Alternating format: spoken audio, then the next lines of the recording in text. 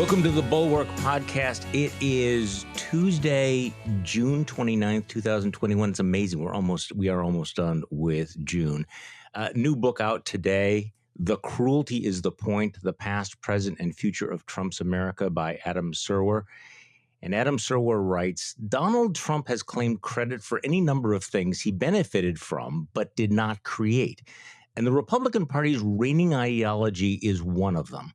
A politics of cruelty and exclusion that strategically exploits vulnerable Americans by portraying them as an existential threat against whom acts of barbarism and disenfranchisement become not only justified, but worthy of celebration. This approach has a long history in American politics. The most consistent threat to our democracy has always been the drive of some leaders to restrict its blessings to a select few. And Adam Serwer, who is a staff writer at The Atlantic and the author of this book, joins us on his publication date. So congratulations on the book, Adam. Thank you, and thank you for having me. Before we get into this, because this is going to be a deep dive. I mean, I think people can tell this is going to be deep stuff. Before we do this, we have to do the palate cleanser that I do pretty much on a daily basis. And I've tried to swear off Tucker Carlson on a regular basis, but I'm sorry. Last night's Tucker Carlson rant was just too good to pass up. In case you missed it, here's Tucker Carlson talking about the strawberries or something or other. Yesterday, we heard from a whistleblower within the U.S. government who reached out to warn us that the NSA, the National Security Agency, is monitoring our electronic communications and is planning to leak them in an attempt to take the show off the air. NSA. Now, that's a shocking claim, and ordinarily we'd be skeptical of it. It's illegal for the NSA to spy on American citizens. It's a crime. It's not a third world country. Things like that should not happen in America. No, they shouldn't. But unfortunately, they do happen, and in this case, they did happen. The whistleblower, who is in a position to know, repeated back to us information about a story that we are working on that could have only come directly from my texts and emails. There's no other possible source for that information, period. The NSA captured that information without our knowledge and did it for political reasons. Of course. The Biden administration is spying on us. We have confirmed that. Whoa, we have confirmed that. Now, I could go into a lengthy discussion of why Tucker Carlson is going full Alex Jones here, but I think this deserves a more serious response like this. They're coming to take me away, ha-ha. They're coming to take me away, ho-ho, hee-hee, ha-ha. To the funny farm where life is beautiful all the time. And I'll be happy to see those nice young men in their clean white coats, and they're coming to take me away. I'm sorry, Adam. So you were expecting a much more serious conversation, but don't you wake up on so many mornings thinking how do you cope with the just pure insanity of it all? I think that clip is actually an amazing example of the kind of historical amnesia or deliberate historical erasure that I'm talking about. In that, here's Tucker Carlson saying, people don't get spied on by the government in America. We're not a third world country. And it's like, have you read a book about the history of the United States? I mean, like in the 20th century, do you know who J. Edgar Hoover is? From Hoover's ascent to, the Church Commission, the United States federal authorities engaged in a tremendous amount of spying on people because of their political beliefs. Now, a lot of those people happen to be on the left, and Tucker Carlson would probably cheer if the government spied on them. But it's sort of a crazy thing to be like, I am the first person who's ever been spied on illegally in the history of the United States and America because I am Tucker Carlson, an important person, the tribune of the working class, after all. It seems highly unlikely, however, that Tucker Carlson is, in fact, being targeted by the NSA. I did not hear any convincing evidence for that claim. And I also find that Carlson has a very Trumpian manner in which he likes to portray the forces of the world as attempting to constantly destroy him because he is so committed to the safety of the Fox News audience and their ideals and principles. Well, right. It's just a rhetorical mode that is it's the rhetorical mode of a demagogue that is tried and true and has worked for centuries in society after society. But it's also extremely obvious. Well, as you had pointed out, of course, the cruelty is the point, but also the paranoia is the point. We are victims. They are coming for us. They hate us. That's also And the point. therefore, we have to take extreme measures to stop them. That's Exactly, always the because next. they are so evil. They are so dangerous. So let's talk about this book, which is a series of essays, and it is based on the line that you came up with during the Trump presidency that really became kind of a catchphrase of the Trump presidency, that the cruelty is the point, and it seems so on point. And I want to talk about you talk about the cruel logic of the Republican Party. So at the heart of your argument, though, is that Trump himself is not essential to Trumpism to understand why Trumpism arose. And even after Trump departs, we're still going to have that culture. Could you talk about that a little bit? So I think Trump's great innovation was showing how much the Republican Party could get away with. I mean, if you remember in 2012, there was this sort of soul searching that happened immediately after Mitt Romney lost about whether they were too harsh on immigration. They needed to reach out beyond the party. And the people who ultimately came to lead Trump's campaign actually decided what we need is a candidate who speaks specifically to white identity and makes racial issues more salient. And then we're going to go ahead and we're going to win the election. But the point of the book really is that, I'm not talking about cruelty as an individual problem, although it obviously is. It's an individual quality. It's part of human nature. We're all capable of it. What I'm focused on it as a cruelty as a part of politics, specifically the way that it's used to demonize certain groups so you can justify denying them their basic rights under the Constitution and exclude them from the political process. And this was Trump's immediate this was his pitch from the beginning when he comes out talking about, all the drug dealers and rapists who are coming across the border, when he's talking about, banning Muslims from coming to the United States, when he's talking about Black Americans living in hellholes. He's saying these other people are ruining your life. And I will take America back to when it was good, when America's traditional racial hierarchy was more established, and then we wouldn't have had any of these problems, such as the president, who I claim was born in Kenya.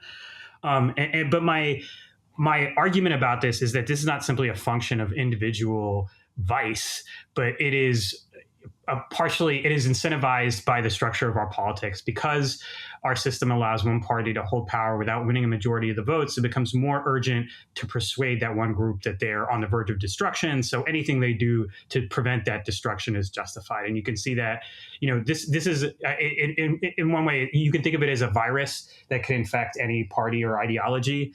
But once it does, the keystone to their politics becomes this other group of people is trying to destroy us in our way of life, and we have to take extreme measures to stop them. Whether it's excluding people from the polity, gerrymandering a state so that it's impossible to win, no matter how many votes you actually get. Whether it's targeting trans children with these laws designed to deny them gender affirming care. Whether it's banning Muslims from coming to the United States. Whether it's separating migrant families to torture their parents so that people decide not to come. I mean, these are all manifestations of this kind of exclusivist politics, which is, part of the duality of the American idea, which is, a country founded on the idea that all men are created equal, but, was founded by slave owners who did not extend that understanding either to their property or to other white men who owned property. So the word the word that you use, cruelty, is a very powerful, feels very specific word. That the cruelty is the point, and you're describing it as part of other political traditions, as if it's sort of an intentional strategy, that it's thought out. But what I'm wondering is, and by the way, I'm agreeing that the cruelty is the point, and it's not just the policies; it's just kind of the culture of our politics. How much of this is thought out and how much of it is visceral? And I know you want to talk about it in terms of systems, but cruelty is, again, a very specific thing, that it's not just exclusive. It's not just otherizing. There does seem to be a relish taken by meanness, cruelty, the infliction of pain. Right. I mean, they're enjoying it. I mean, look, this is also like, you can think back to when you're a kid and maybe you're insecure about being in class. You want the other kids to like you, and they're all making fun of another kid, and you join in because you want to fit in and you want to be a part of the group. And you're not really thinking about how you're hurting this other kid who's already isolated. And I think that I try to use that as an example because I want to explain that I really, I'm not just saying conservatives are cruel. I am saying this is a part of human nature, and this is a manifestation of that part of human nature in our politics. But I do think, I will say a couple things. I do think with Trump it is strategic, and I do think it has been strategic in other moments in the past. I mean, I don't know if I'm gonna tell two quick stories. One is everybody knows who George Wallace is.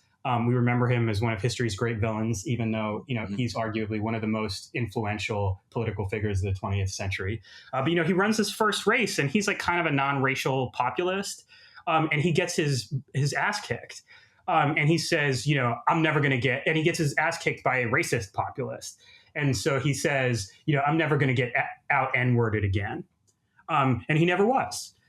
Because he made a conscious decision to approach politics in that way. And if you look at Donald Trump, and I think there's a sort of Rosetta Stone to his politics in my view, which is that in the 1990s, David Duke is running for Senate in Louisiana, and everybody's like, there's no way this Klansman is going to win. And then he gets much closer than people expect him to get, and he loses largely because the black vote in Louisiana just goes hard against him. In that, in that save the country type way. And Trump is watching this, and he's on CNN, and he says, I think this David Duke guy, I think he could get a lot of Republican votes. Pat Buchanan is basically the same ideas as David Duke, but in a better package. I think he's going to give George H.W. Bush a lot of trouble. He didn't say George H.W. Bush because that's not what we called him at the time. But he's, Donald Trump is giving this analysis of conservative politics where he thinks that the kind of less overtly white supremacist but dog whistle white identity politics that Buchanan is engaging in, that Duke is engaging in, is going to be pretty successful in the Republican Party. And then 2016, a couple decades later, he's like, David Duke, who's that? I've never heard of the guy. Why?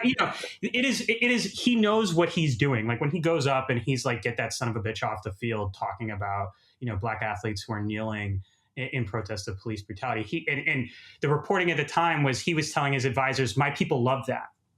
You know what I mean? To some extent, when I say the cruelty is the point, I am in agreement with Donald Trump. It is Donald Trump's apologists who are insisting that what he is saying is true and what I am saying is true is in fact not true, in order to defend their understanding of him in such a way that it does not reflect poorly on them in their own minds. But there is not much disagreement between me and Donald Trump about what Donald Trump is about.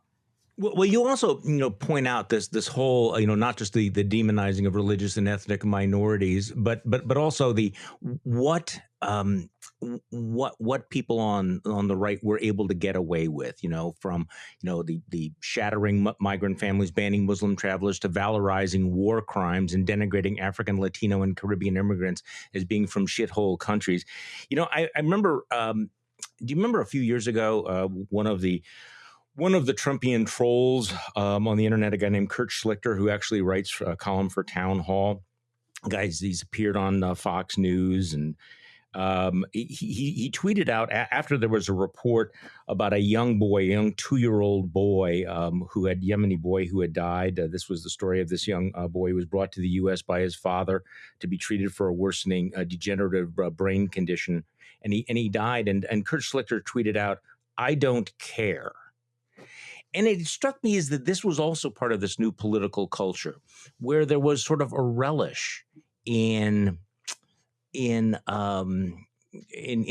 cultivating a lack of sensitivity, in relishing the fact that kids were separated from their children. I guess that's why I'm keep coming back to this word cruelty as a specific thing, because I think that we've always had this idea that Americans were pretty nice, compassionate people, that we're good neighbors. A lot of the people who associate themselves with this movement consider themselves to be Christians, and yet they think of themselves as Christians, and yet they do seem to take a certain degree of that kind of. There's a thrill to cruelty, isn't there?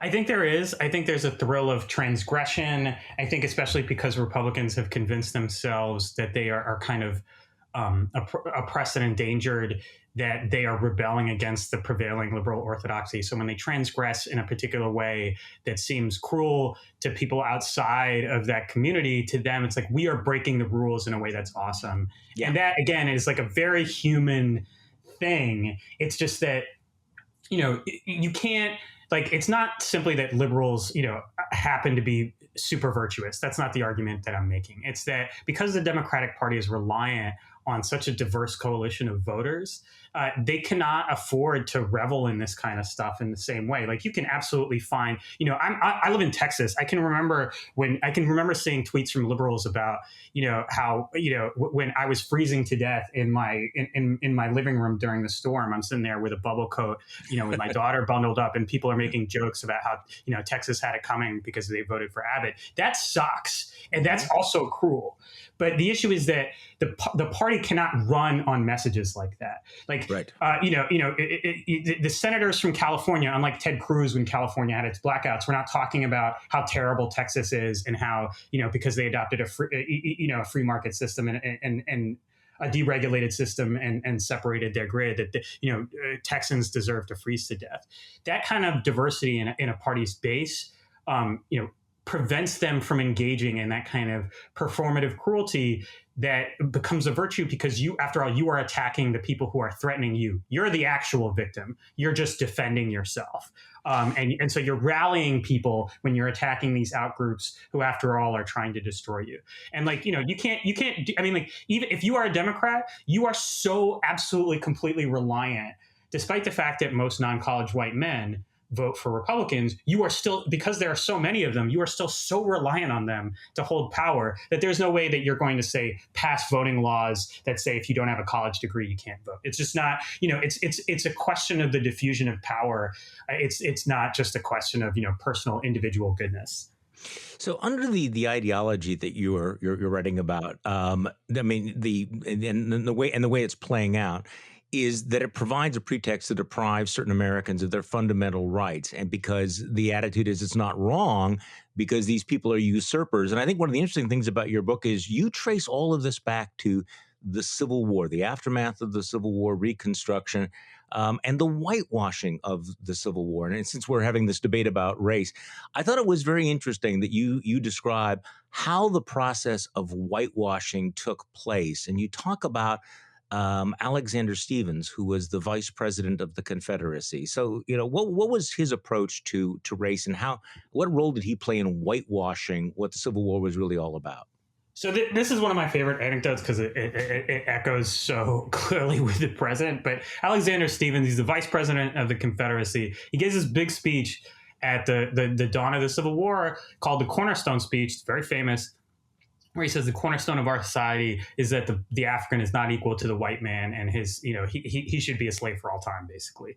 And then at the end of the war, he's sitting in prison up north, and he's writing in his diary, and he's like, look, this whole Cornerstone Speech thing was total fake news. The reporter got it wrong. I tried to correct him. He didn't listen to me, but I didn't have any problem. I don't have any problem with Africans whatsoever. I have no problem with black people. And Jefferson Davis, similarly, he writes that, slavery was not a cause of the war, but an incident.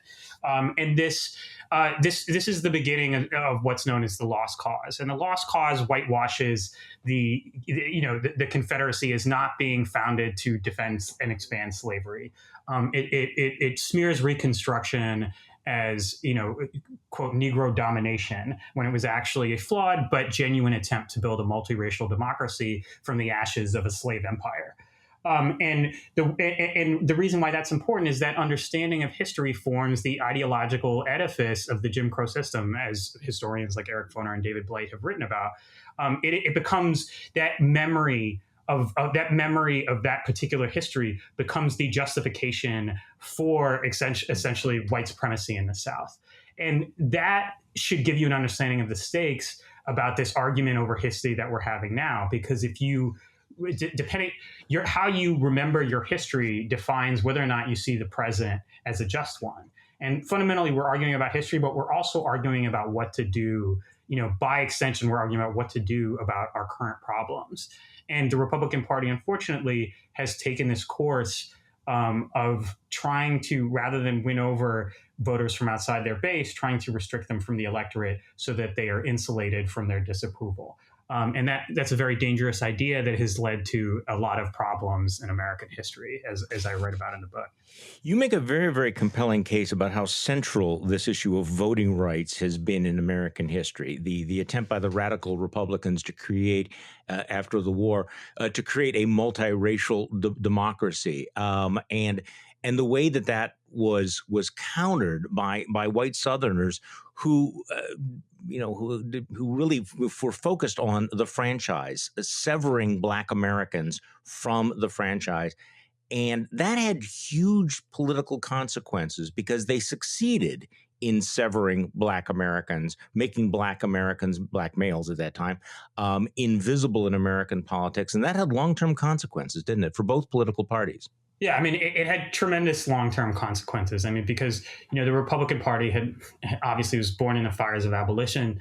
In the aftermath of the Civil War, they make this genuine commitment to trying to write the equality of man into the Constitution. But it was in part a partisan, self-interested decision. It was idealistic. And it was beautiful, but it was also partisan. It was also that the Republicans understood that without the Black vote, the Republican Party had no chance of holding power in the South.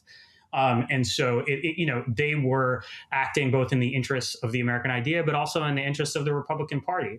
And once the Democrats successfully severed Black Americans from the franchise, Republicans no longer had any motivation to really defend Black rights because there was no constituency for it. They had sort of what emerged after that was a kind of bipartisan consensus over white supremacy that, basically wrote Black Americans out of American society for decades. And that had tremendous implications, not only for American democracy, but for, everything from the welfare state to, imperialism abroad. I mean, when you look at the debates over like colonization of the Philippines and stuff like that, there's a lot of Democrats who are saying, oh, so you guys were talking about how all men are created equal, but now, you're treating people in the Philippines worse than we treat Black people in the South. So obviously you've come to understand the wisdom of our philosophy that only white men should be allowed to guide the ship of state. You've accepted our doctrine of white man's government. And so this is, again, this goes back to the founding. This is a contradiction to the founding. It's these dueling impulses of all are created equal and white man's government have been battling, since the country came into existence. And for the most part, since 1965, we've lived in this sort of fragile experiment with multiracial democracy. And, that idea remains the greatest threat to it. And probably will for the foreseeable future, unless something dramatic changes. Well, what I also found interesting was the way you describe the during Reconstruction the disenfranchisement of Black men under the rubric of defending democracy. They actually came up with a theory by which disenfranchisement was necessary to protect democracy, right? That the democratic sovereignty in America was should only be conferred upon qualified voters, and Black men, because of their hatred and ill will toward their former owners, did not qualify and actually were destroying democracy by their mere participation. You write, disenfranchising them, therefore, was not merely justified, but an act of self-defense protecting democracy against Negro domination. So, that's right. They turned democracy on its head.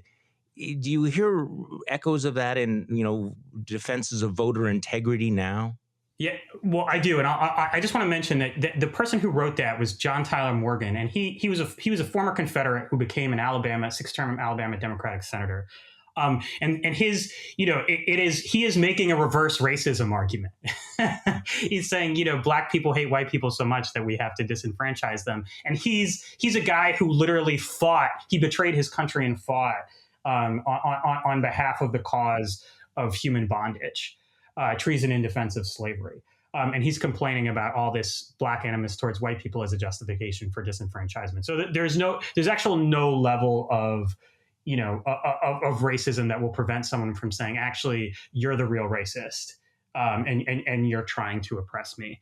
But this idea that, the other side, the other parties not simply like, they cheated to win or something like that, but the other side's constituency is illegitimate. And this is something the plotters in Wilmington, who executed the only successful coup d'etat on American soil, they read this document that they call right before they engage in this massive attack on the Black community in Wilmington, North Carolina. They read this thing called the White Declaration of Independence, and they don't just say that Black men have exercised the franchise in a way inimical to their interests. They also are angry at white Republicans for cooperating in an interracial coalition with these Black men, and they see that as an affront to democracy because, as Morgan writes, Morgan wrote an introduction to de Tocqueville's Democracy, where he says he understood that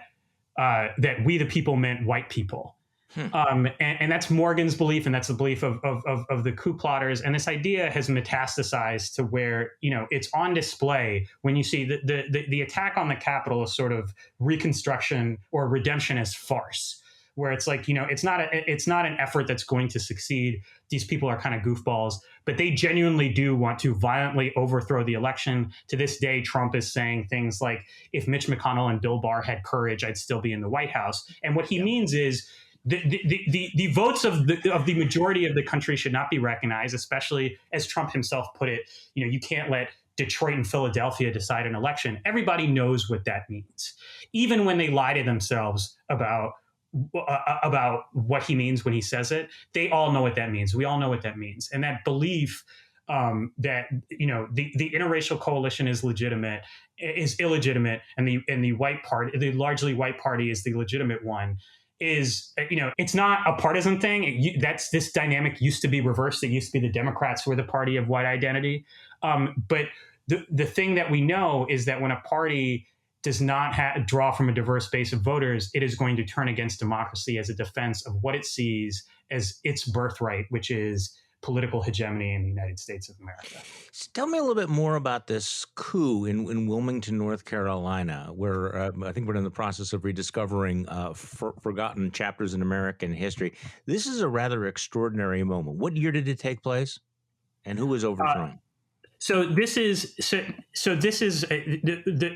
took place in 1898, and it's basically Wilmington in North Carolina in 1898 is a sort of tremendously successful Black middle class community. And if you read if you read Paula Gidding's biography of Ida Wells, she describes this community in sort of rich detail. And actually, the one of the books that I cite in my book, in the Cruelty Is the Point, is David Zucchino's Wilmington's Lie, which is about the Wilmington coup. But what happens basically is that the white Democrats in the town basically overthrow the government at gunpoint, run them out of town. They engage in a massacre of the Black community, and they destroy this successful, thriving middle-class Black community, much as happened in Tulsa, Oklahoma. But this has a tremendous effect because there's a Republican president in office, McKinley, and he is completely silent about it, despite the fact that this is a Republican government that has been overthrown. These are Republican voters who are being massacred. But McKinley has come into office saying, we're not doing any of this sectional stuff anymore. We have some disagreements, but they're ideological. We're perfectly, we're the wounds of the Civil War are healed. So he doesn't want to respond at all to what is essentially a massacre and a coup in Wilmington. And the response to that is another wave of violence and disenfranchisement in the South that makes the process in redemption fully complete. Because the Wilmington plotters get away with it with impunity, they serve as a model for what is often referred to as the nadir of race relations in the United States by historians. This is what kicks it off: is the knowledge that you can get away with mass murder in the name of white men's government. And the Republicans who passed the Civil War amendments are not going to do anything about it anymore, because after all, there's no constituency demanding that they do. Yeah, at the risk of repeating myself, that these chapters have been whitewashed out of history. We have forgotten many of them, and they do cast an awful lot of doubt on this, on the story, on the narrative that folks like Ted Cruz, I think, would like to tell, which is a constant upward arc of improvement. Contrasting obviously the history with the original aspirations, but that we've always gotten closer and closer to these aspirations of the founding fathers, and it's been very shaky. So let me just ask you and push you back on one thing though, because you're describing conservative politics as, and by the way, correct me in any way if I'm misstating the position, that the right is you describe it as white identity politics, and yet one of the things we've discovered recently is the Black, Hispanic, and Asian American voters are actually to the right of white Democrats on a lot of issues. And David Leonhardt writes in his newsletter just this morning, he said, many voters of color are also skeptical of immigration and free trade. They favor border security as well as some abortion restrictions. They are worried about crime. They oppose cuts to police funding, and they are religious. So doesn't that kind of complicate the narrative that all of this is about white identity politics, when in fact you see the number of Americans of color who also share a lot of these attitudes?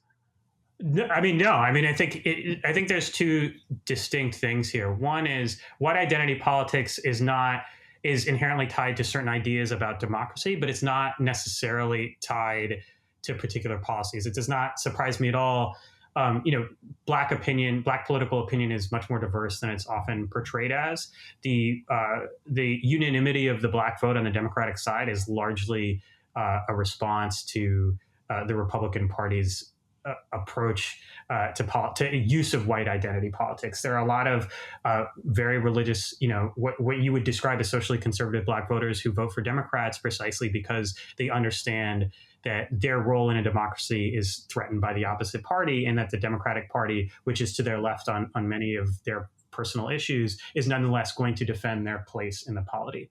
So I don't think there's really a contradiction there. What's interesting, it is interesting what you're referring to. There are a lot of white voters who are to the left, even on matters that people consider, quote unquote, racial issues, to the left of voters of color on those matters. But this is what I'm talking about as far as a party that is made up of diverse coalitions. When you have to stitch together, hipsters in Brooklyn and church ladies in South Carolina, you ultimately, you may not always come up with the right policy. You may not always come up with the best policy. You may have trouble, landing on one thing, but you're not going to try to prevent one group or the other from participating in the political system. I mean, I know plenty of conservative of what I would describe as conservative leaning Black folks. Some of them are in my family. But I think that this question of democracy it's not unrelated, but it's sort of it's connected, but it's slightly different from simply having conservative views on something like crime or immigration or something like that. Obviously, as I say in the New York Times piece, we're always going to have disagreements about those things. The issue is, when one party decides that they're not going to allow a particular group of people to fully participate in the process so they can get their way. Well, another aspect, and you've touched on this, another aspect of the politics of cruelty is the openness to the use of violence. And we've, of course, seen that with January 6th. So where do you see the arc bending on all this? Because I have to tell you that I think that all of this has accelerated since January 6th, that rather than the fever breaking with the departure of Trump, that the appetite for this seems to be creating. There's some surveys out there suggesting that the American right is more open to authoritarianism than the right in even some European countries. So where do you see this going, Adam? I don't know. And I want to be careful because, I think the politics of the Biden era may end up being more volatile than we think. I don't want to make predictions about what is going to happen. What I will say is that, a lot depends. I mean, what happened in 2020 was, despite losing the Senate and the presidency, Republicans did unexpectedly well. And so that, because they didn't pay as much of a price as they thought they were going to pay for Trumpist politics, they were not disincentivized from pursuing them or taking another path. And as long as the system allows them to hold power through this kind of white identity politics, they're going to continue to pursue them, especially if they can bring in, some people who have very conservative views, people of color who have very conservative views on the issues that you mentioned.